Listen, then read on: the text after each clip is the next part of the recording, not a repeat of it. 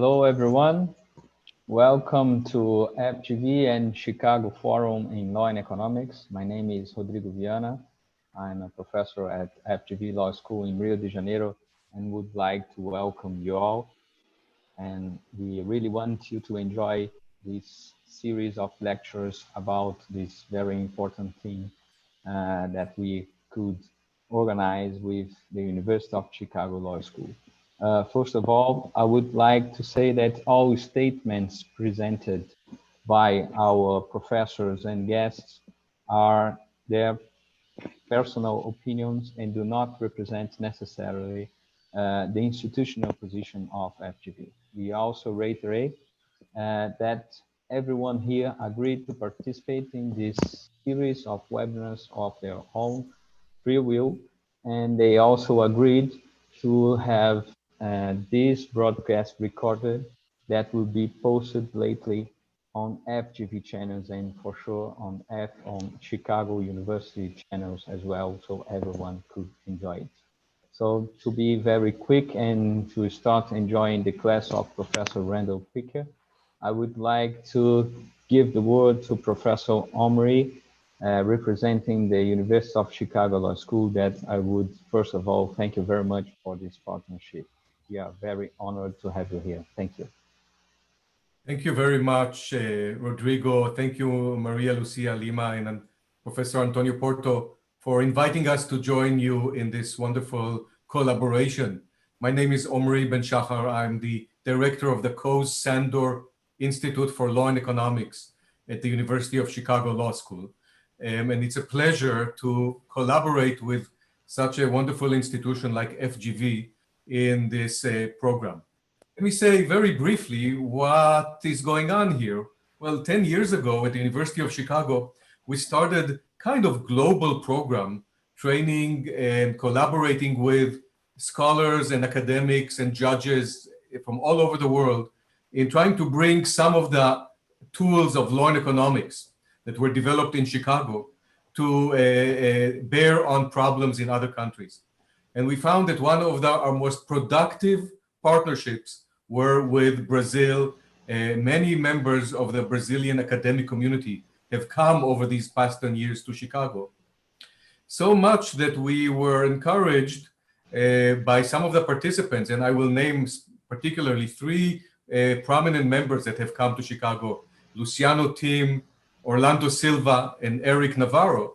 We were encouraged by them to come and do these programs in Brazil, tailored to issues that are hot and important in Brazil. So here we are.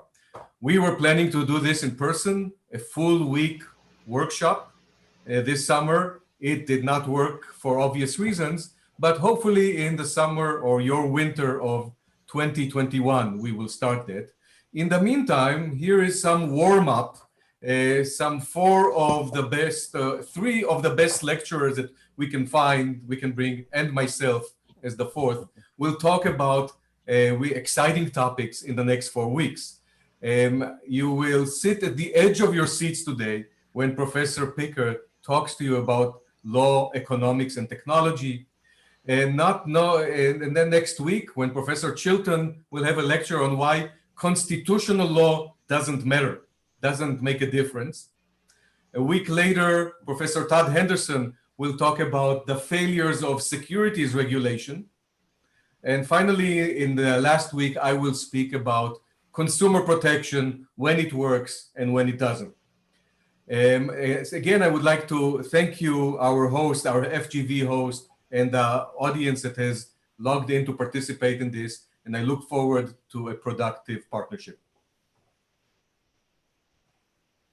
Thank you very much, Omri, and good afternoon, dear colleagues and dear participants. As Associate Dean of FGV DIREITO São Paulo, I would like to say that it's a great pleasure to have you all here to start this first, the University of Chicago Law School and FGV DIREITO Rio and DIREITO São Paulo Forum in Law and Economics in Brazil. I must tell you that when we started discussing the possibility of organizing a joint law and economics forum a year ago, we could never imagine that we would have to do it remotely. Yeah? But carrying out our planning during this pandemic and such a difficult time is a proof of the resilience, imagination, and determination of this special group of colleagues to overcome the international isolation imposed by the pandemic. I would like to mention in particular Omri Ben-Shahar and Todd Hanson from the University of Chicago Law School, and my colleague Rodrigo Viana from FGV DIREITO Rio. Yeah?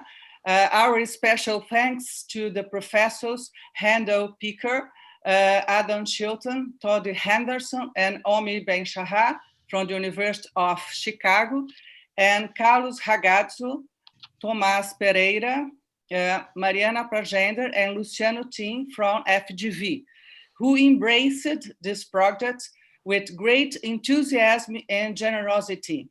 We are grateful to our technical team that has worked hard and fast to make this project feasible. Needless to say, but it's still very important to stress that we had a great institutional support from both the University of Chicago Law School and Fundação Getúlio Vargas. In short, we are extremely grateful to everyone who helped to make this project happen. Finally, I hope you enjoyed this fantastic opportunity, and I do hope that the second edition of the University of Chicago Law School, FGV DIREITO Rio and São Paulo Forum in Law and Economics in Brazil will be face-to-face. Thank you so much. Enjoy this program.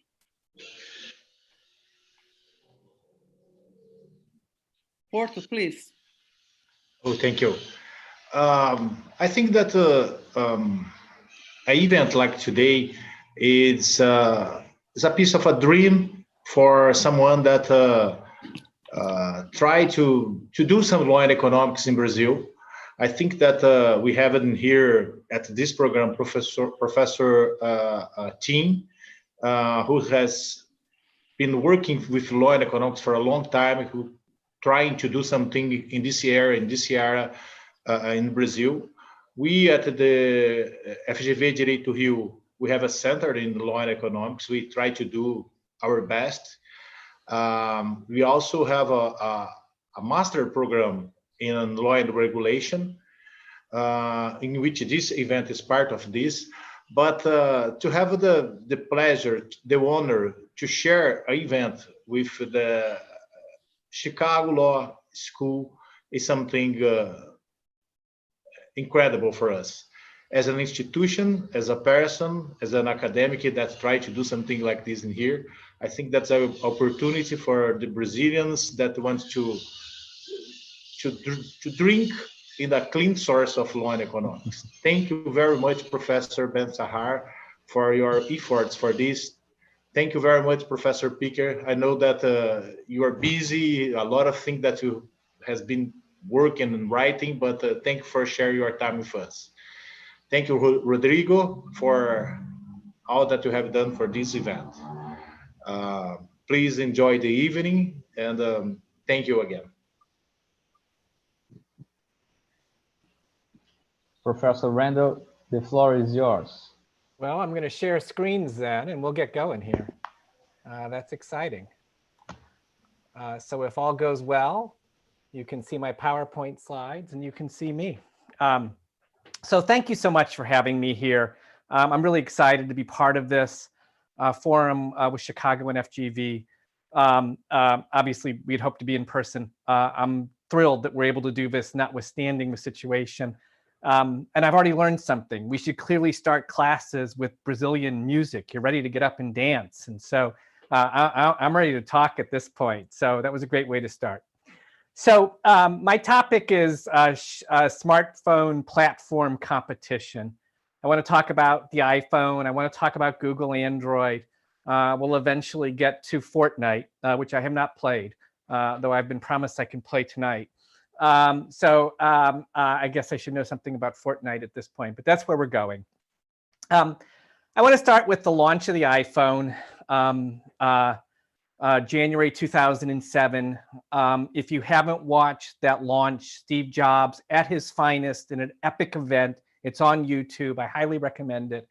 I watched it again yesterday as I was finishing my slides for today. You know, Jobs walks in and he's this fabulous showman. He's just so good at this. And he comes in and says, look, we're going to release 3 revolutionary products. And he says, we're a company that knows something about revolutionary products.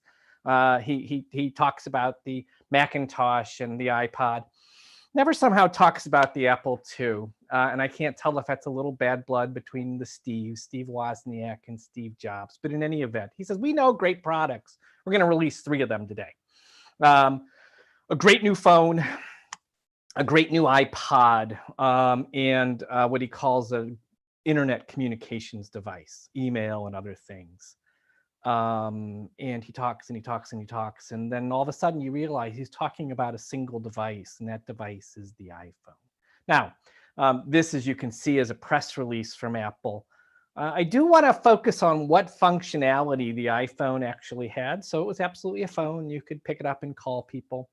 The iPod, which really is the device that saves Apple. Apple, if you know the history of Apple, Apple's basically sort of toast in 1996. They're losing money. Sun tries to take them over.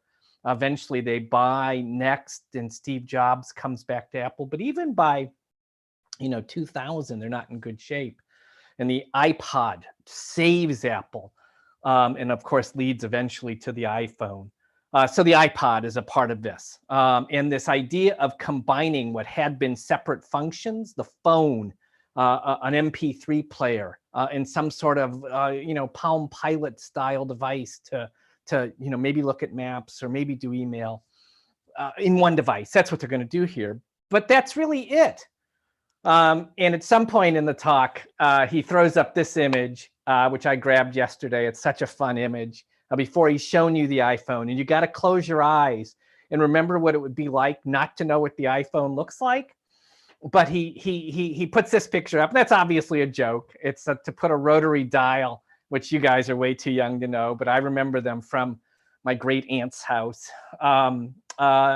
You dialed that and puts it on an iPod. The click wheel was the great interface invention of the iPod.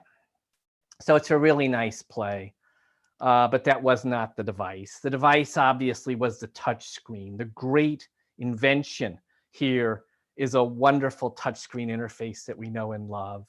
And that was not the world of smartphones to that point. So at various points in the talk, Jobs says, here is what the market looks like right now in smartphones. And he says, these are the leading devices.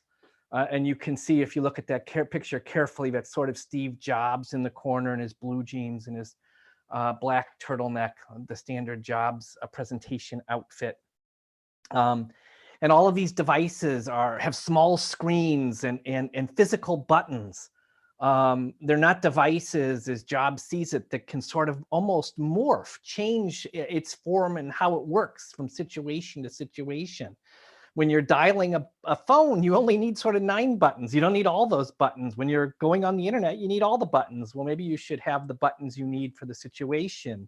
And as we know, that's exactly what the iPhone interface made possible. So Jobs has said, look, here are these devices, and I'm going to show you a device that is going to make these devices look like dinosaurs. Doesn't quite put it that way, but that's exactly what he does. He says, we've invented lots of things. We're going to go get 200 patents. And then he says, here's the market we're chasing.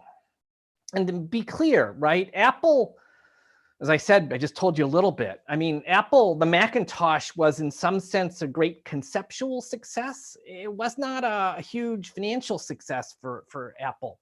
Windows obviously was the GUI, graphical user interface, that really mattered, not the Macintosh.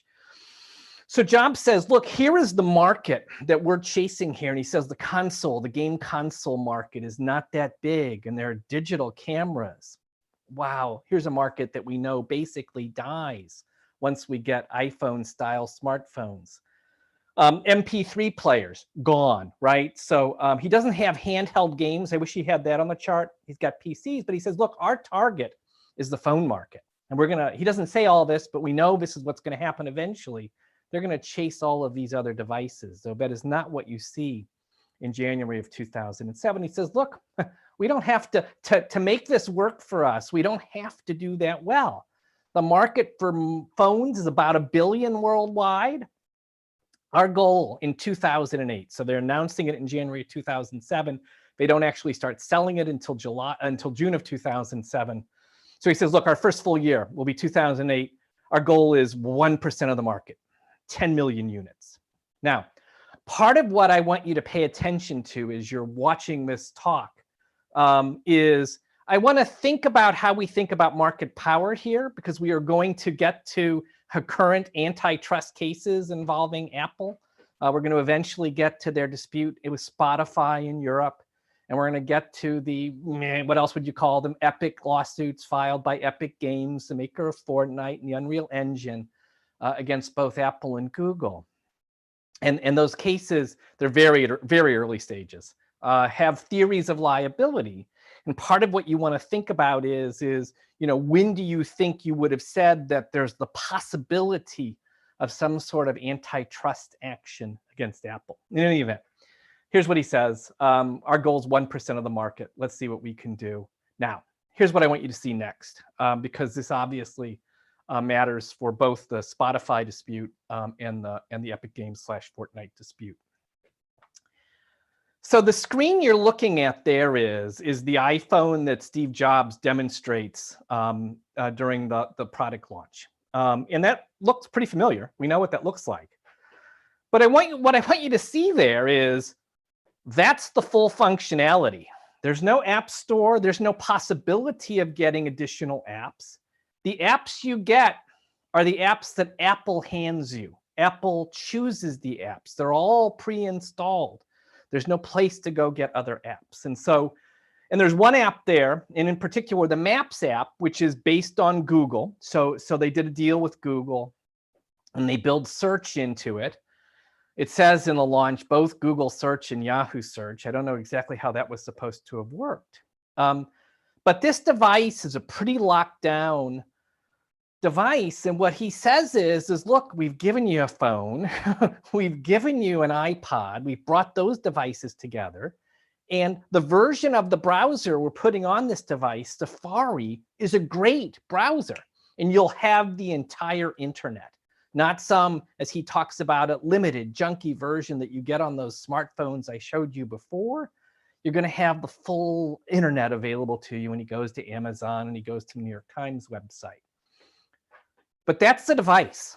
You say, I want to play games. There aren't games unless you're going to play them through the browser, right? And we'll get to that point in just a second. So I want to see, given again where the fight is going, I want to make sure we see how this distribution model evolves over time. And in 2007, you got what Apple gave you. You could go anywhere you wanted on the internet through the browser, but there was no other place to go download other apps. That starts to change. So the Worldwide Developer Conference is I don't know what it was like in 2007. I guess I wasn't paying enough attention to know. I pay attention now. WWDC is this huge event where, you know, developers for Apple come together, usually physically. This year it was all virtually, just like we're doing. It's a launch of the tools that developers use to create products for the Macintosh. And part of WWDC 2007, really at the very end of the keynote lecture, which I watched a chunk of yesterday, the last 9 minutes of it, they say, okay, here's what we're going to do for the iPhone. And I think this is really an interesting point. They say, we're just going to make it possible for you to build Web 2.0, as people were talking about it, applications. And those will run through the browser. And that will be the model for extending the functionality of the iPhone. And one of the things we want to pay attention to, one of the things I think that, you know, sophisticated people are paying a lot of attention to right now, is this question of the contest between the apps model of Google and Android and the iPhone versus sort of the open web. And in some sense, the closing of the device and the shrinking of the importance, certainly, of the internet and the web, and how we got to that point. And so here's a juncture where Apple says, yeah, it would be good if we could do more on the iPhone. And they're going to go down a very open standards, not proprietary, Web 2.0, when you say things like AJAX, as if you know what that means. I really don't. I ordered a book yesterday because I should know more about it than I do. But this is Web 2.0 circa 2007, and that's the vision. And it's not closed down. It's not an app store. It's not something that Apple controls. And indeed, Jobs gives this, talk, and he says exactly that. He says, look, you guys are going to control it. You're going to put it on your servers. We're not going to be involved. This whole idea of an Apple curated world, not doing any of that. You control it, and you can instantly distribute it. So it's a very different vision. So the iPhone, we haven't even released it at this point. It gets released on June 29th, 2007, announced in January, but not released until June. Haven't even released it. The model we saw at the point of launch, which was just a closed system, we've gotten rid of that. We've moved to this more open system, but it's a system tied to the web and to open standards, not controlled by Apple. Okay, that's where we are in June of 2007. By October, Apple starts to make different noises. This document is no longer on Apple's website. There are a couple places that reproduce it. And so I grabbed one of those. And Jobs, this is October of 2007. He's saying, well, we're gonna release an SDK. And an SDK is a software development kit. It's the essential tools that a owner of a platform, if you're Microsoft, if you're Apple, you give to your developers so that they can build applications for your devices. He says, we're going to release an SDK. It's going to take a little while to do. This is a little tricky. On the one hand, we want to be sort of open. On the other hand, man, we've got to worry about viruses and malware. And obviously, these are phones, so they're on networks. And so he says it's not an easy thing for us to do. But we're going to go down the more proprietary path. So they've sort of abandoned, or at least they're adding a second tool here. I don't know quite the right way to think about it, to the Web 2.0 vision, which was this open vision. Now they're offering this second vision, and it's a much more closed vision. And by March of 2008, they've announced not iOS 2.0. We didn't use that language at this point. They've released the iPhone 2.0 software beta and the software development kit. And that's going to give people a rich set of programming tools, APIs, as we refer to them, applications, programming interfaces. And at the same time, Steve Jobs introduces the App Store. And so we're at March 6th of 2008. He says, look, we're not going to set prices. That's not what we're good at. You pick the price. 70-30 split. That's what they had done before on music. They'd taken a 30% cut there. We're not going to charge other fees, so it's just 70-30. He describes it. He says, this is a quote. You see it at the bottom there. Best deal going to distribute applications. I know Apple's contention is that people distributing software were getting a 50% cut before this point. Was that in physical stores? Maybe. I don't know. I don't think I have a handle on that yet. But he says, this is great.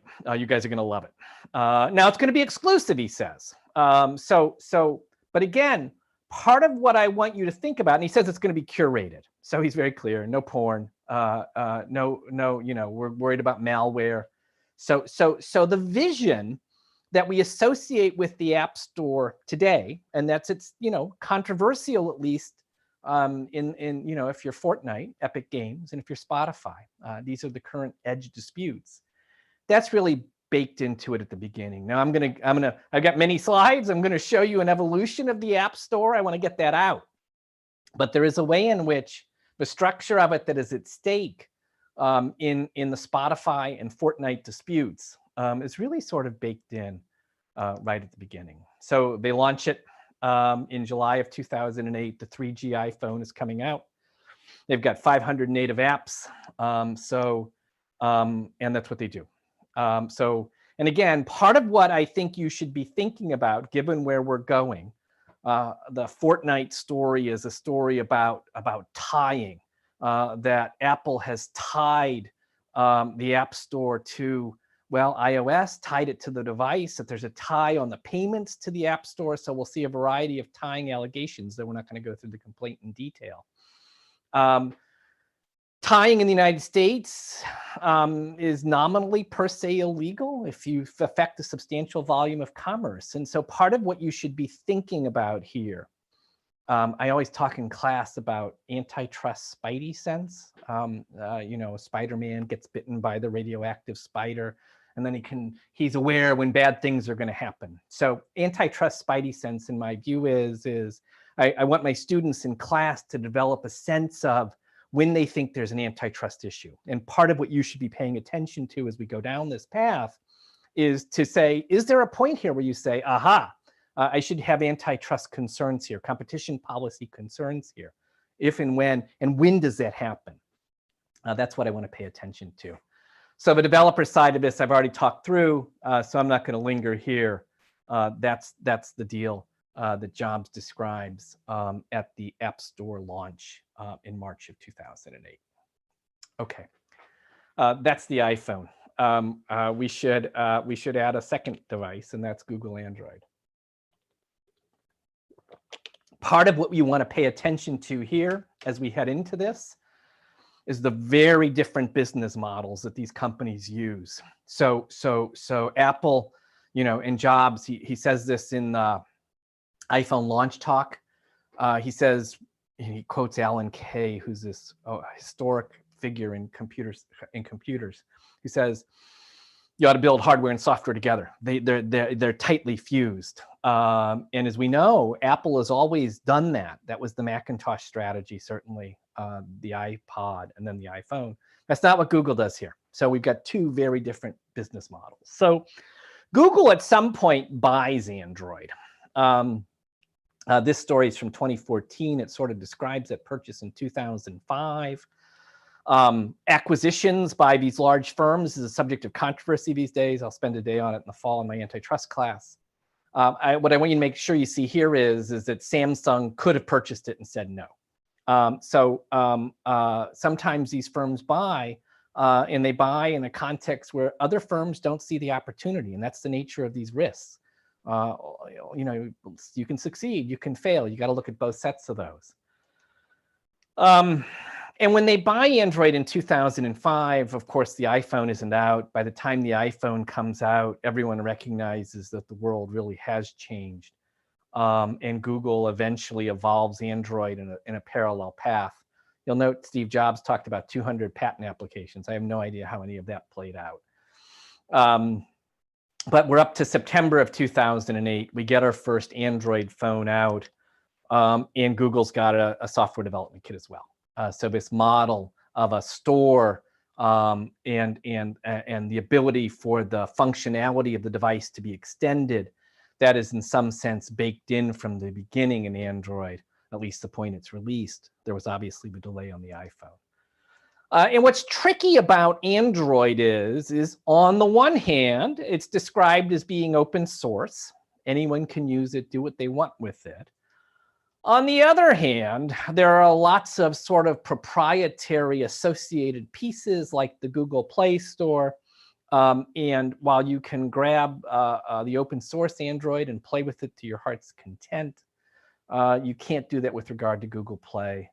And so there are a series of contractual restrictions to get access to this other software. So it's like I give you 2 pieces of something, but you really need pieces 3 and 4 to make it valuable.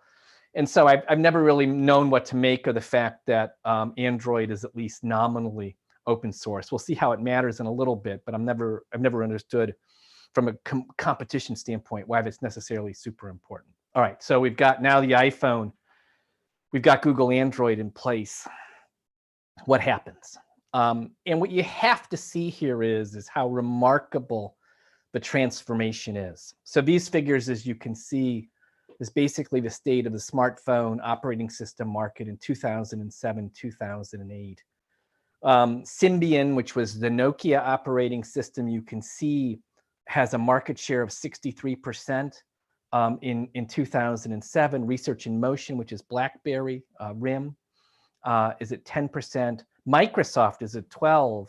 Mac OS X, the iPhone operating system is based on OS X, so I take it that's what we're referring to there, is at 2.7%. So one of the things that I think is interesting in these platform markets are the circumstances under which sort of a strong incumbent who you might think would get the benefit of all sorts of network effects, which would be entrenching, when that incumbent is disrupted. And it certainly happened with regard to MySpace and Facebook, but it happens here in a powerful way. So Nokia was this, as it were, dominant player in this space, along maybe with Research in Motion. Microsoft was very much trying to replicate the strategy they played with regard to the PC, where of course they were the dominant firm, and are the dominant firm, as we'll see here in just a second. So Microsoft has a licensable operating system that they're going to handset makers and saying, here, take this, we'll use it, sell it to you. And that market just transforms. So this is, as you can see, data as of July 25th of 2020 from StatCounter. Worldwide, Android has a market share of 74.14%, iOS 25. I'll add 74 plus 25 to get to 99. I think we call that a duopoly. Just look at the destruction there in the dominance of these two. So a remarkable transformation in these markets from the pre-existing positions, you would have thought pretty defensible positions of Nokia / Symbian and Research in Motion / BlackBerry. The iPhone, the new form factor, the Google version of that effectively through Android, and this new functional model with extensions and applications and the like completely blows up that to create the world we live in now. And you can see that's just a graph which shows you how the rise, that gold line is the rise of Android over time. Really, really quite remarkable. Okay, now I just want to show you one other thing. So this is looking at, and this is all based on sort of what StatCounter is seeing through browsers. And now we're looking at, they say, well, look, actually, in some sense, what we see on our end, if you look to see, someone goes to a site, what browser are they using? We say, look, actually, the numbers are a little different. It's 38% Android, 36% Windows, iOS, and OS X, and now we're distinguishing the iPhone / iPad from Mac computers. That totals to 22%. So now we've got sort of three firms here. And what that reflects, obviously, is that we've added to our world of personal computers these other devices. And now those are the devices we see. And so Microsoft, which had this dominant market share with regard to operating systems, it's not as if their market share on the desktop has changed. And I've got that picture here in just a second. What has happened, of course, is that the personal computer has just become a much smaller player in a world that is really now defined by these mobile devices. So Microsoft has in some sense not lost its position on the desktop. Indeed, that's what this chart says. Look at those figures. That covers roughly a decade, and Microsoft's position there hasn't changed, notwithstanding lots of antitrust action against Microsoft. What has changed is the personal computer no longer is central to our digital lives. Instead, it's these smartphones. So that is the smartphone revolution. You know what that looks like. You know that instinctively. I want to make sure we see this powerful switch tip market from Symbian and Research in Motion, and a little bit Microsoft, to the duopoly world we live in, the continuing role of Microsoft on the desktop, even as they get decimated in smartphones proper. Okay. I want to head more directly into antitrust and competition policy. So we were going to go to Europe, and we're going to look at Android. The European Commission starts chasing Android in 2015. This is, as you can see, the docket there. They eventually find a violation. That's in July of 2018.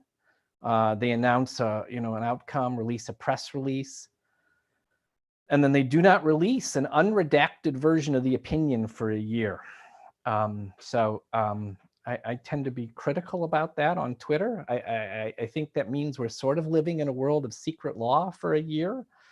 It means that insiders have read that opinion and know what it says. People who are on the outside have not. I'm not a fan of that. But in any event, eventually they released the whole thing, though the slides I've got here are based on the press release. So in the heart of the case, there are three violations found, two of which one's an exclusivity and one's a thing about Android forks, which I won't talk too much about. If I'd been advising Google, I would have said, don't do either of those. But the heart of the case is about the competition decision that Google makes in trying to succeed in Android. And I want to make sure you see the competition. I've got some links to a blog post I did at the Stigler Center blog on this, so you can go read those. But I want to make sure you see the competition. And that competition is we've got Symbian, Nokia, and RIM, and Microsoft trying to replicate its prior strategy. And Apple and Google are complete entrants into these markets where they've got no obvious advantages. And they say, we're going to try to do what we do best. So Apple builds this highly vertically integrated device tying together. I don't mean that in an antitrust way. I mean linking together in a world of tight fits between the device and the hardware and the software. That is Apple's trade, along with a great sense of design, obviously. So that's one business model. Will it work? Who knows? No guarantees, but obviously in some basic sense, it obviously did powerfully. Google running a different strategy. Google says, we don't want to sell software. That's not our business. Our business is a two-sided market framework in which we effectively give away services, Google, YouTube, and sell advertising to other people. And that's a strategy we're going to run here. So we're happy to give you our version of Android and give you the Google Play Store and all of that. That's fine. And we'll make money on Google Play just the way Apple makes some money on the App Store. But rather than charging you for Android proper and all the work we've done there, and they do continue to do, we're going to link together Chrome with it and then Google Search. And we'll make money off of advertising. But that advertising and the link together, bundled together piece of that is the business model for Android for Google. Okay. And then there's a third competitor. As I've indicated, Microsoft was very aggressive in this space. And Microsoft said, we sell software. That's the business we've been in since they started with BASIC for the Altair 8800 in 1975. I've got a copy of the magazine that launched that in my cabinet here. I should pull it out and show it to you, but I won't do that. So Microsoft's in the business of selling software. That's what they do. And so those three business models compete, and one of them fails. And that's the Microsoft model. The other two succeed. And what the European Commission then wants Google to do is to stop tying together search and Chrome with Android and force them to go much closer to the business model that Microsoft was running. So there's a failure here in the marketplace. The Microsoft product fails. That's what the consumers say they don't want. And yet the European Commission seems to want to push Google down that path based on this conception of tying that I described before. All right, I'm not going to say too much about all of that, as I said. So what to do? Well, first thing to do is to write a very large check. So the European Commission has done a very good job of getting American firms to write very large checks. It's a different discussion. I'm not going to focus on that. I want to talk about the remedy. So if you believe this is the problem, what should you do? All right, I've described the competition. You can go read all of that. Let's talk remedies. So what to do? And the answer is we're going to do choice screens, which is, if you know your Microsoft history, is a blast from the past. But I'll show that to you here in just a little bit. So whereas you can see at April 18th, 2019, remember the original case was filed on April 15th, so we're 4 years in. Part of what we want to pay attention to is how timelines work here. And they say, here's what we're going to do. When you turn on a device, an Android device, you're going to be able to choose who you want to be your search provider and who you want to be your browser. So a choice screen. And the initial version of this embeds Google at the top, and then there are some alternatives. They eventually evolve on that. There's a lot of back and forth internally in Europe about this. Now they say we're going to hold an auction. And so what we're going to do is we will let people bid to be on the choice screen. If you read the very long, I think it's 319 pages. I have it here somewhere. If you read the full Google Android decision, I think it's a fair reading of that decision to say, but this kind of auction is consistent with the result there. There's obviously a lot of internal friction about that. You know, there's a question here as to whether or not, you know, we're going to basically just force companies like Google and Apple to distribute other people's software. That's what's at stake here. Google says that's not what the order says. It just says we need to be neutral, and we'll have auctions, and we can pay ourselves, and other people can, you know, bid as well. And but the EU, the EC, has not said you're entitled to free distribution. So they run this auction. Some details about that auction process. Google, as you know, if you know their business model, which is all about keyword auctions, they're very, very good at auctions. And they say it's fair. Person who pays the most wins. Now, if you've read the Competition and Markets Authority report from the UK recently, they're very skeptical about situations where people just pay money to get on devices. Though I will say that goes back to the Microsoft case. The Microsoft case really set that up. And then there is some discussion about the continuing role of pre-installation. And remember, that's where I started today. I said on the January 2007 version of the iPhone, a bunch of Apple functionality, and Google Maps was the only outside functionality, then with some links to Google Search and Yahoo Search. Pre-installation, go to the device maker and say, can I pay to be on the device? And Google says, yeah, that will still continue. And pre-installation is an enormous business. And if you don't know that, you should. So Google pays Apple, and the numbers get bandied about, somewhere in the neighborhood of $9 to $12 billion to get distributed on the iPhone. You sit there and say pre-installation can't matter. We can all download browsers. How many browsers do I have on my iPhone? I don't know, 5 or 6. It can't matter. And yet the behavior of the participants in the industry shows how valuable pre-installation is. Google and Apple are the most sophisticated people in this world. And Apple is able to sell pre-installation to Google and make huge amounts of money on it. So Google holds these auctions. You can see who the winners of these auctions were. The question is, does any of this matter? And the animating concern for the European Commission here is Google's continued success in search. That is what they've been chasing. They started chasing them in 2010, I want to say, not 2000, 2010. That was the Google, and what started as a vertical search engine case morphed into the Google shopping case. I'm skeptical that case has accomplished anything. They then switched from the Google shopping case, which, you know, such a narrow case in so many ways, and you don't think of Google as being necessarily that successful in shopping. There's another company who I think is pretty good in shopping. We call that company Amazon. But if you look at what's happened on search proper, Google worldwide, 90% of the market, and look at that flat line.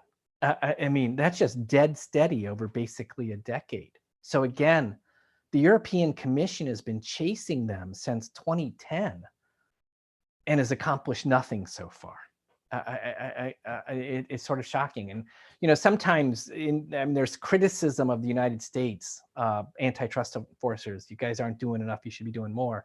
Why aren't you more like Europe? And my reaction to that is to say, well, you tell me what Europe has accomplished. And I don't necessarily think a lot. We're going to see what the choice screen does on Android devices. I will say there was a history there. So when Microsoft was going to release Windows 7 in the European Union, European Commission says we're skeptical about that. We think you're tying the browser to the operating system.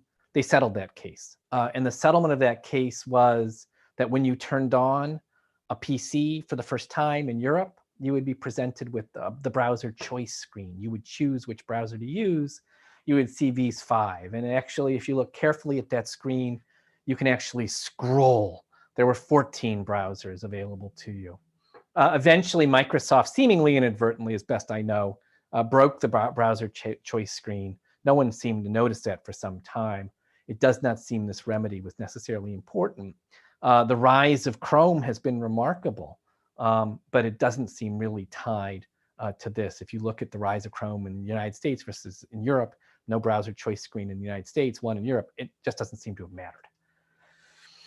Okay, so our first run at an antitrust look at smartphone platforms is Google Android. Now I want to head to Apple. I'm looking at the clock to see where we are. So I want to do a short history of video games first. That seems like the thing to do. The big Christmas present of 1975 was Pong. Pong at your house. If you don't know what Pong was, I played a little Pong. Pong, ping pong, black and white screen. There were these 2 paddles that you could control a dial, and they would move up and down the screen, and the ball would bounce over, right? That's what it did. Atari originally did this as a console that you would play, you know, at arcades and the like. There could not be a more basic game than Pong. But when you got nothing, it's amazing. Eventually Pong comes home. And so Christmas 75, you can see this is from the New York Times in 1975, Christmas Day. Pong was huge. So in some sense, that's the start of home video games. There's some other competitors, but Pong is a legendary game. We're going to jump to 2001. The Xbox is released. The initial Xbox is released in November of 2001. I'll say just for a second, since it's relevant, I think it's important to think through what the game console business model looks like. Game consoles, when Microsoft releases the Xbox, my understanding is they were losing $150 on every game, every device. And part of what you're doing there is you're building up an installed base so that game developers can sell games to these people. But Microsoft has to get paid somewhere. And if they're losing money on the devices, then they have to make money by selling licenses to the developers. And that's a 2-sided market situation. And part of this is about what's the optimal pricing between the users, the consumers, and the developers. And in that situation, Microsoft was, as it were, pricing below cost to users. We shouldn't think that's predatory, right? They're building up this installed base to sell those users to the developers, but that means they need to be able to lock down the device. Otherwise, that strategy doesn't work. And we shouldn't somehow, I think, again, part of what I said earlier is when do your antitrust spidey instincts go off? I don't think we should think that that kind of two-sided business arrangement is inherently anti-competitive in some fashion. After all, you're going to get this game console. You have no idea how much you're going to use it. You're in some sense taking a fairly big risk in buying a console. Note the difference when we get to smartphones, but you'll see that. Here's what I want to see here. I want to just, I was trying to put together some numbers here so we'd have a sense of this. And so 2001 console games, think $9.5 billion as the relevant number. There are games being played on PCs as well. That number is roughly $6 billion. So we're 9 plus 6 is 15. And then as I indicated earlier, when I popped up what Steve Jobs saw as the opportunity for the iPhone in the launch speech in 2007, pay attention to what's happening here in the portable game market. And Nintendo is the leading firm there. Okay, that's what we've got there. There was a world of mobile games before the iPhone. It was just sort of a pretty clunky small world. So that's a 1.8 billion figure worldwide in 2005. And then as we get to 2006, we've got, non-PC based games. So consoles at 12 billion, portable games at 522. Have those numbers in mind. All right, I want to jump to 2012. By 2012, we're up to, as you can see, $66 billion in game sales. There are some percentages there. It looks like sort of reddish orange at the bottom is consoles. Multiplayer games is the sort of blue at the top. Tablets and mobile phones are sort of the blue beneath that. So they're getting there. But even by 2012, they're not important, I wouldn't say, compared to consoles or compared to MMO situations. Look at where we are today. So this is the 2012 figures, and it's stunning, the rise of mobile games. So the game industry as a whole has grown a lot. I'll show you something on that in just a second. But mobile games are by far and away the largest place to play games. And I think it's straightforward to say that that's a result of the transformation wrought by the form factor that was the iPhone, and then obviously the Android, as it were, clones of the iPhone. Not clones in a technical sense, they're not running the same operating system, but clones of the functionality and form factor. So a stunning change in this market, a huge market opened up by the interface that the iPhone defined. There's still a PC market and there's still a console market, but just extraordinary growth on these mobile devices. And then just to tell you, so we've got a framework for it, how we should think about games. Gaming's huge. You can see comparisons to digital music and box office and television. These are 2018 figures. Gaming's become an extraordinary source of revenue and activity. That doesn't get to esports, I don't think, which is now a thing. And all of that, in some sense, is not all of it, as you just saw. The large chunk of it is attributable to the iPhone and its imitators. All right. I said we were going to have the App Store evolve. I want to do that quickly, and then we'll turn to the Epic case, Epic Games case. So we finally get iPhone OS, as they're now calling it, 3.0. So before I was at 2.0. Now I'm up to 3.0. And one of the things they do in 3.0 is they make possible in-app purchases. So part of what the iPhone is defining is what the possible business model will look like for games. And it's clear when Jobs is talking about the App Store in March of 2008, he says lots of people will give away games, they'll be free. He assumed they were going to be advertising supported, which really was in some sense the Web 2.0 monetization strategy. You could charge for them, great, they would do that. They didn't have an in-app game monetization mechanism. And the ability to let people play the game and then sell them stuff, that's a big difference. The in-app purchases are critical for that. Indeed, again, if you read the Epic Games complaints against Apple and Google, they emphasize how important it is to be able to buy in the moment. I am, for whatever reason, I cannot imagine. I'm using Duolingo to work on my French. I didn't used to speak French. I took French in high school, would be fair. You know, initially they try to sell you stuff and you get through the game for a while. It's not a game, but it's obviously a gamified approach to learning.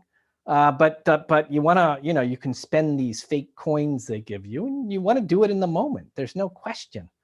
That's the time to do it. So in-app purchases are important. And that comes to, you know, a set of tools available to developers in March 2009 and more access to functionality. One of the things, as we'll see, that Spotify is unhappy about is, I show you my Apple Watch, is that they don't have the same access in their view to the Apple Watch that Apple Music has. And so they say that distorts competition in this adjacent market to Apple's advantage and Spotify's disadvantage. In March 2009, just to put some numbers on it, this is from the Apple press release, we're up to 25,000 applications. We're up to 30 million, as it were, iPhones and iPod touches. That continues to grow. Games become important. We knew they would. And now all of a sudden they make possible in-app purchases in free apps. So they hadn't done that before. It had just been paid apps that could do in-app purchases. There was some concern about a kind of fraud, that someone would give you a free game and all of a sudden you'd have to buy something and you'd feel like you were being cheated. And we've had to navigate those kinds of consumer issues. Maybe Omri will talk about those in his lecture. But eventually we sort of navigate that. And so now you can have in-app purchases and free apps as well. And now we're up to 2011. Now we start to get into fights. Sony,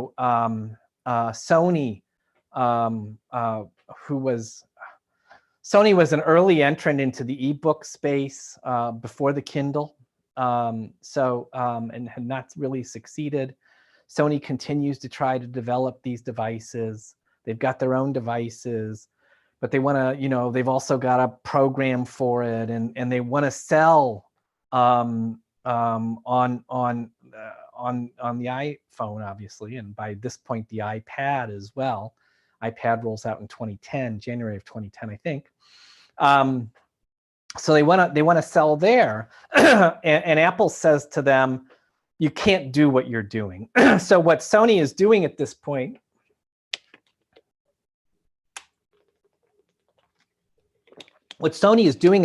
is that when you're within the app on, let's say, the iPhone, and you want to buy something, you click. You don't buy from Apple. It pops up a browser and you go to a Sony website and you buy there. So the ability to buy from within the app, but outside the Apple ecosystem. And Apple says, no, we're not going to do that anymore. You know, we are delivering the customer to you. We should get a chunk of that.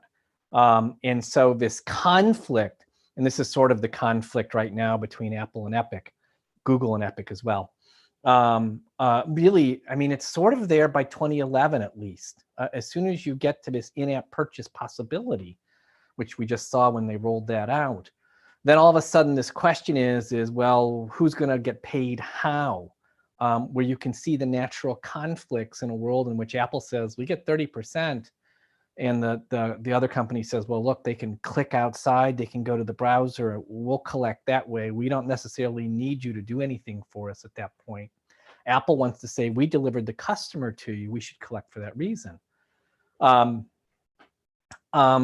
part of this is clearly an evolution of how Apple understands what it's doing. And I think there is this basic question. We'll see some of my tweets here in a little bit. I tweeted about this morning. Look, Apple sells devices, but they also have this valuable ecosystem and this list of customers they've pulled together, and they'd like to sell those to developers. And that's a standard two-sided strategy. The game console, which I described earlier, has that kind of strategy. And Apple's clearly evolving its strategy here as it starts to think about how the iPhone might be fully monetized. And this dispute it has with Sony in early February of 2011 is a good example of that. Okay, it goes on. Apple says, "Oh, we'll let you sell subscriptions inside inside the App Store and inside your apps." But Steve Jobs says, "Look, we bring you a new customer, we get 30%. They're going to click within the app and buy there, we get a cut. They don't do it inside the app, that's your deal. You go ahead. But if you're selling outside the app, we got to have a chance to compete for that customer inside the app. So you got to sell within the app if you're selling outside the app. That's a point of controversy. Indeed, by June of 2011, facing antitrust grumbling at least, Apple backs away from that and relents and says, "Okay, you can't do what Sony's been doing, which is to have a link in the app to sell outside the app. But you don't have to necessarily sell within the app. And you can sell outside the app exclusively." All right, we now have in place what we need to do to talk about current events. So 2 sets of current events. I look and it looks to me like I've gone maybe 50 minutes. I'm having a little trouble telling exactly where we are here. So Spotify. Oh, we're going to do this first. Sorry. I want to show you iPhone sales. So remember what I said a while ago, where Steve Jobs says in the 2007 launch, he says, "Our goal is 1% of the market, 10 million phones in the first full year, 2008. They sell roughly 11 million phones. Is that what that says? Yeah, 11.6 it looks like. So they do about the right, they're 1%. Don't know how the market changed. And then that, it runs up. Though remember my figures, I think the Google Android market share was 74% and Google Android iOS is 25%. So Apple's done remarkably well, especially in the premium part of the market. But it takes a while for that to happen. And again, this point I've made a couple of times, which is if we think there's a claim, an antitrust claim here, when do you think that claim, as it were, kicks in? The practices really haven't changed important ways. I've shown you some of the evolution, so you see that. But in some ways, the core deal of exclusivity, 30%, you can't get stuff on the iPhone outside the App Store. That's sort of baked in March of 2008. Apple's position in the marketplace, to be sure, changes over time. When would you say we have an antitrust issue, if ever? All right. Daniel Ek is the founder of Spotify, CEO. You do what you do, I guess, in Europe, which is you go to the European Commission and say, "We don't think we're getting a fair competitive deal. Can't you guys do something about it?" And so his perspective is that Apple is playing 2 roles simultaneously. This is this referee and player formulation that you see applied to Amazon, but you see it here applied to Apple. And that referee and player formulation is the idea that they're setting the rules for iOS, but they're also competing in adjacent markets, here Apple Music. And so Spotify says, look, we're not on a level playing field, and we are facing limitations and charges that they say, well, Apple doesn't face those. So how possibly can the competition for music be on a level playing field? So he talks about the 30% fee that Apple charges for Spotify, as you probably know, has a model where they give away the app and it's advertising supported. If you look at their financials, I have looked at their financials, they do much better when you convert to a paying version of it. So they want to convert you from an advertising supported version to a paying version of it. And part of the dispute between Apple and Spotify has been whether if you convert within the Spotify app on Apple, Apple gets to collect a 30% figure there, 15% in the second year. But that's the dispute. And he says, look, That's a 30% price gap between us and Apple. And so how can we compete with that? And so we may be better at music, but because the prices are different, it's not fair competition. And he says, and I held up my watch before, we're not getting equivalent access to the devices. So my watch, I take it, maybe plays music. I've never played music on it. But I can play maybe Apple Music on it, not Spotify music. Though again, that's changed over time. Spotify has clearly made some progress here, maybe because of the threat of these possible investigations. So Spotify wants a level playing field. We should be able to use different payment systems, which means they shouldn't have to pay the 30% fee, the 30% tax as they describe it. That's what we want to do. Apple, unsurprisingly, sees the situation differently. And Apple starts by saying, well, look, Spotify has distributed hundreds of millions, I think is the right number, of versions of Spotify, the advertising supported version of it. They've done that completely for free because Apple, and we'll see these details in just a second, Apple doesn't charge for advertising supported apps. That's what we saw at the very beginning. So I showed you the setup to the offer, as it were, to developers. Apple doesn't charge for advertising supported apps. So Spotify, as it were, distributes hundreds of millions of copies and pays Apple nothing for that. It's in some sense quite remarkable. And it's only, Apple says, for people who are converting within the app that we want to collect. So think about, and I've got another blog post and you'll see it and you can go read it. Think about the vast set of services that Spotify has received from Apple for distributing all of these apps. And it's paid almost nothing for that. Spotify obviously charges people to reach its customers. So it charges advertisers exactly to do that, but seems reluctant, as it were, to pay to reach Apple customers. So part of what we want to think about here is what we think is the right business model here. And Apple says, it can't be that you get all of this for free. And in truth, you've paid us very little. And Apple gives a breakdown of this, and it's really sort of remarkable and in some sense, some ways shocking about who they charge and who they don't charge. So this is an Apple Commission study. So, take that with a grain of salt, I want to say.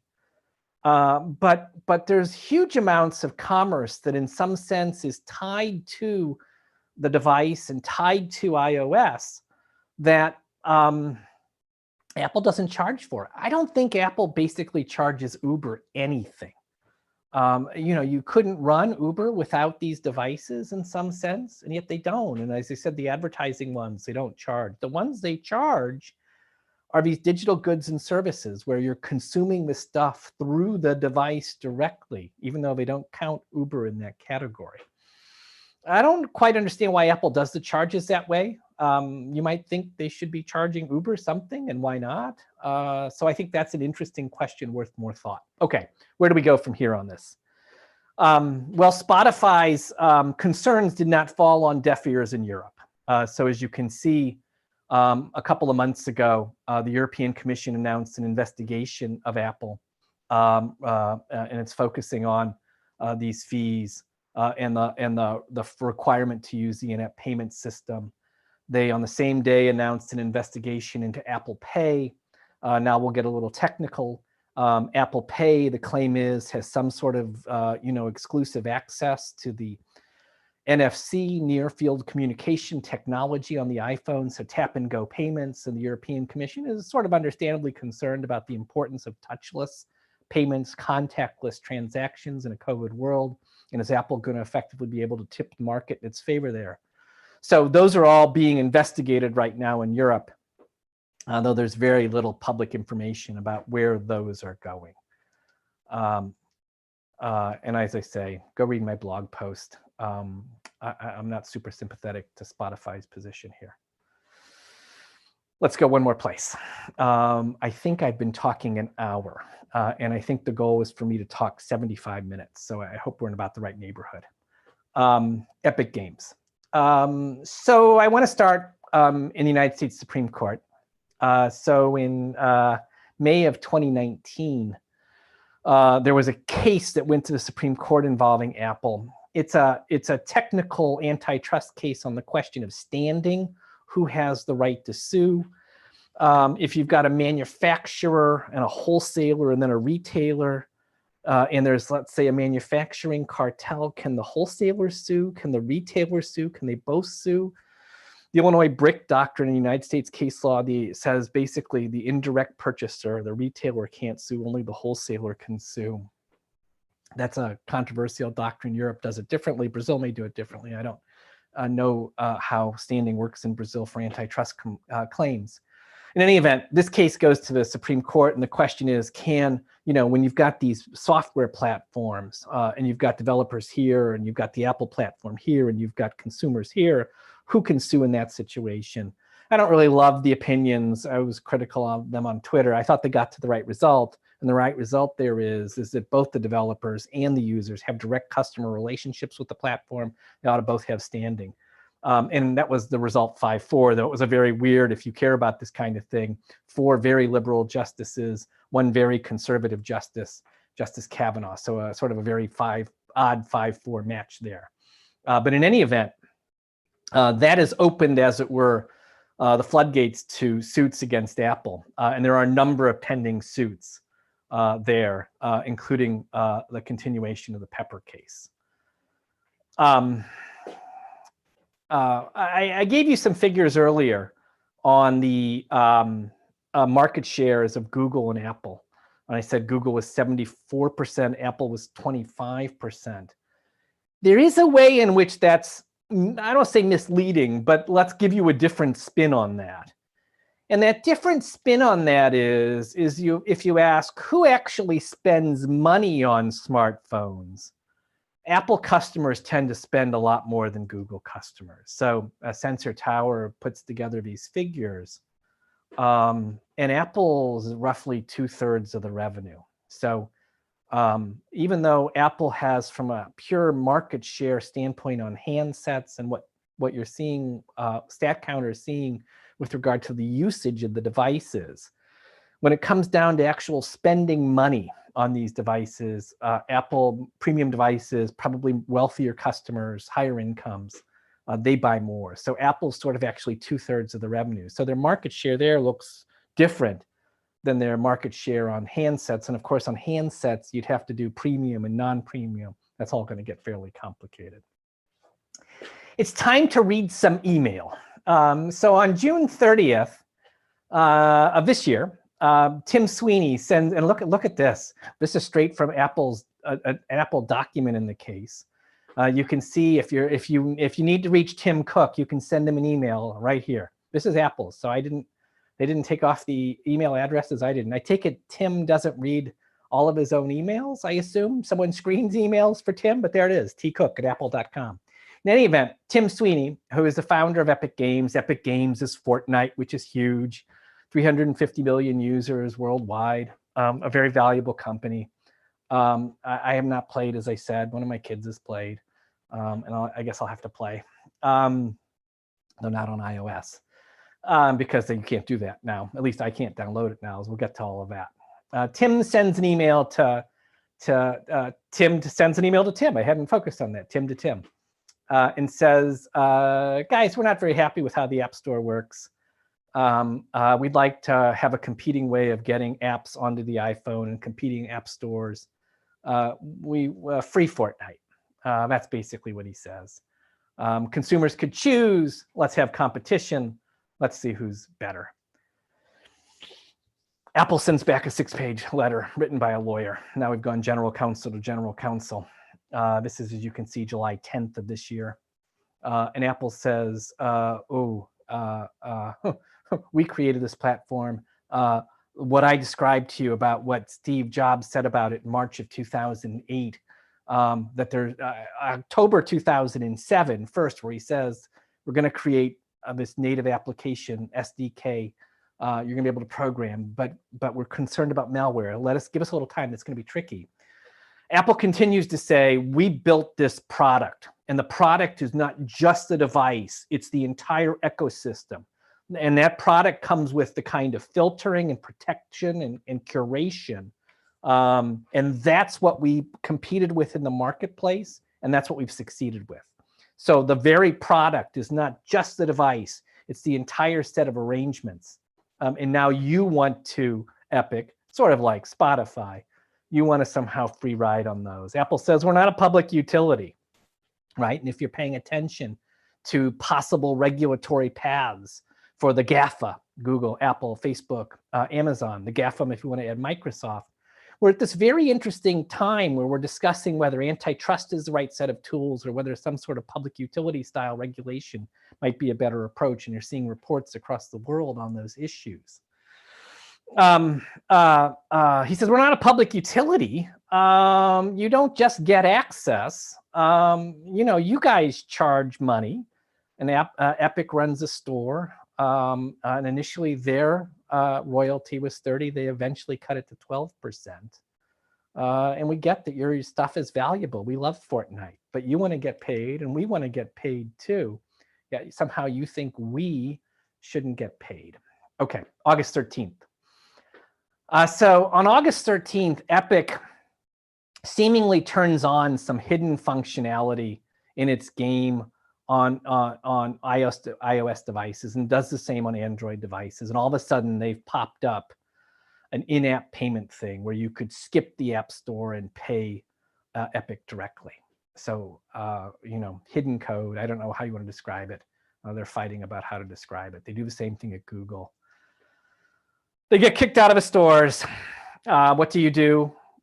You file your complaint. So they've obviously written these very extensive antitrust complaints. They have those sitting there. As soon as they get kicked out of the stores, they filed them. They've hired very high-end lawyers, Cravath, Figgery, and Drinker, Biddle, and Reith, very high-end firms. So they've hired these great lawyers, and they filed these pretty extensive complaints the same day.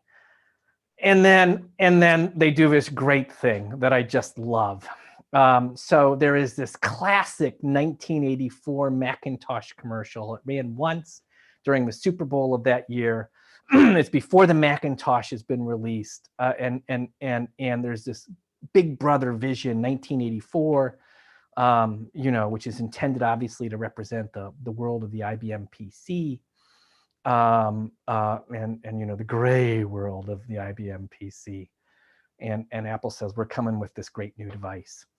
And Fortnite releases this video, which is a takeoff on that, saying basically Apple has become IBM, free Fortnite. So super clever, not legal, but super clever. So I'm almost done here. I've been tweeting about all of this. I use Twitter honestly as sort of a tool for almost thinking out loud and seeing how people are responding. I'm deep into a book on all these issues. For me, Twitter's a way to throw some ideas out, see how people react to them, and then, you know, take that back to a different text, whether that's then a blog post or whether that's then text in the book. So I said, initially, look, maybe this is Carter phone for the smartphone era, which I thought was a clever quote, at least. Carter phone, at some point, Tom Carter wanted to hook up a device to the AT&T phone system. AT&T said, sorry, it's our system, you can't do that. And Carter eventually brings an antitrust lawsuit against AT&T. That suit doesn't really get resolved that way. It sort of gets kicked into the FCC based on a jurisdictional theory, but the FCC eventually says, oh, it's okay, you can hook this up. So this question of who gets access to these devices, and is that something done where the platform controller holds it, or is it something that we should regulate? That's in some sense how I think of as what Carter phone was. Carter phone is seen as sort of the first step towards the unbundling of the telephone network that we eventually do through a combination of antitrust in the United States, a combination of antitrust in the 1996 Telecommunications Act. I move forward 2 days. Finally, I've read the complaints. My complaints about the complaints are what I'll call static monopolization theories. I'm not sure that's quite the right way to frame it, but I think it's the right idea. And the idea is this. The version of the App Store that Apple released in March of 2008, or at least described in March and then released in July, that has really not changed in important ways, I think, since then. I gave you some sense of developments on subscriptions, so we got that down precisely. I don't want to be misleading on that. But I think the core of it, which is Apple's control and the 30%, has been there since the beginning. And when Apple starts that, I want to say Apple's clearly doesn't have market power. It doesn't have market power vis-a-vis consumers. It doesn't have market power vis-a-vis developers, I don't think. And yet at the end of the day, I think the epic complaint against both Apple and Google wants to say that business model was per se illegal. I think that's the right way to describe it. They want to call it a kind of tying. And that it's, and I want to say that these are the products that successfully competed in the marketplace.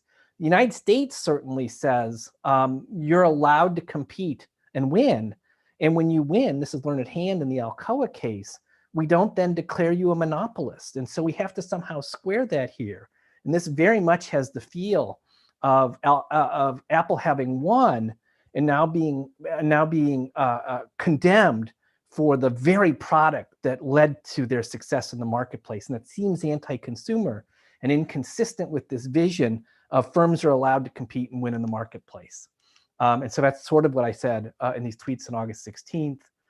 There's been a TRO hearing. Epic says we've been kicked out of a store. My God, people can't play the new season of Fortnite on the iPhone. That's going to break the multiverse. I described that as a fake emergency in the sense that Epic obviously could simply pay Apple right now and have access, and we can, resettle later if we need to. And then this morning, I said what I said, which is it struck me that we've dealt with situations where we've got a device and then we have sort of consumables where there's an interesting antitrust question, an interesting economic question as to whether you ought to be able to tie those together. And we litigate those issues for IBM and punch cards in the 1930s and 1950s. There are some situations, the economics says, where it would be really good to allow someone with, let's say, a monopoly on the machine, IBM's case, patents on the machine, to be able to set prices for both the machine and the consumables that would actually enhance social welfare. In that situation, we're really talking about how that pricing affects different consumers. What's different about this situation is we have clearly those issues, so consumer versus consumer issues, but we've also got the position vis-a-vis developers. So we've got the whole two-sided market aspect of this. I don't know that we've litigated those issues before. So I think that's going to be really super interesting. The TRO hearing, sort of a split the baby result. This was, as you can see, August 24th. She said, Judge Rogers said, okay, Fortnite, you can fix this problem. You went back in, get in. She's concerned about the third-party consequences for other developers on the Unreal Engine, which is the development platform that Epic offers. And so she, as it were, created a TRO with regard to that piece of it. What I thought she said that was super interesting and problematic, I guess I want to say, is she said, look, this 30% royalty rate, we're going to see experts. The experts for Epic are going to say it's too high. The experts for Apple are going to say it's too low. I don't think sitting here right now that zero is right. So it's going to be somewhere in the middle. And I don't think that's the right way to think about this. And I say that in the sense that I do not think royalty rates and prices are something that US antitrust law really deals with. We deal with mechanisms that produce prices, but we don't regulate prices directly in US antitrust law. So I'm going to be very interested to see where she goes with this, heading into the preliminary injunction hearing, which I think is September 28th. This morning, Apple announced their next launch event. That's going to be September 15th. So I don't know, maybe a watch, maybe an iPad, maybe a phone. That's where we're headed. And that's it. So let's hope you're all still out there. Now we're going to move to questions. I'm going to stop the share. And I take it someone else is going to come on. Hi, Professor. Like Hi, that. everyone. Yes. So our first question is from Jessica. She asks, how do you see the role of investment in technology companies by developing countries in order to increase their relevance in the global economic scenario? So I think it's interesting. Look, I mean, we are obviously talking right now over Zoom.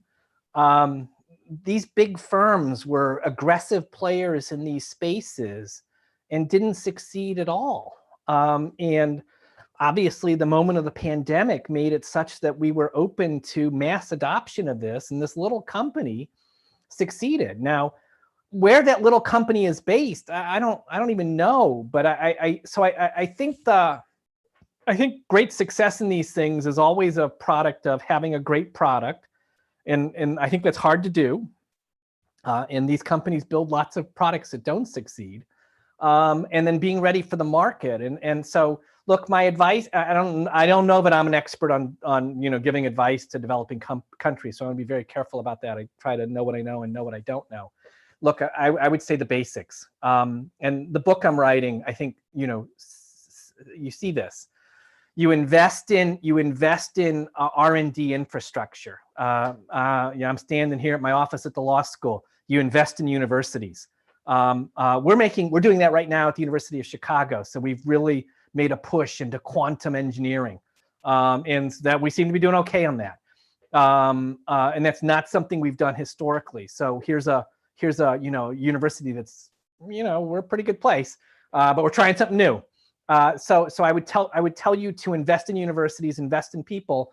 You need to have, location still seems to matter. So bringing people together, that's why these kinds of events are so important. So that's not I don't think that's a rocket science answer, but I think it's probably the right answer.